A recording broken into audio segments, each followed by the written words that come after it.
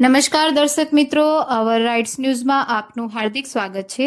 વડોદરા અને ભરૂચ વચ્ચે national highway 48 પર મુસાફરી કરતા વાહન ચાલકો માટે ફરી એકવાર મોંઘવારીના સમાચાર સામે આવ્યા છે।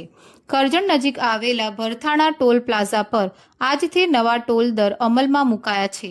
છેલ્લા 3 મહિનામાં ત્રીજી વખત ટોલ દરમાં વધારો થતાં મુસાફરો અને વાહન ચાલકો પર વધુ આર્થિક બોજ પડશે।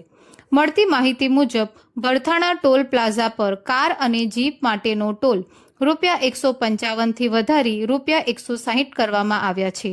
મિની બસ અને એલસીવી માટે ₹255 ના બદલે ₹260 ચૂકવવા પડશે।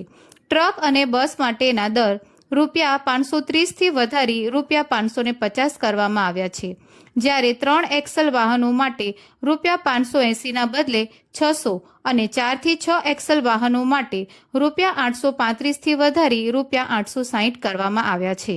ભરથાણા ટોલ પ્લાઝા ગુજરાતના સૌથી વધુ આવક ધરાવતા ટોલ પ્લાઝાઓમાંનો એક છે।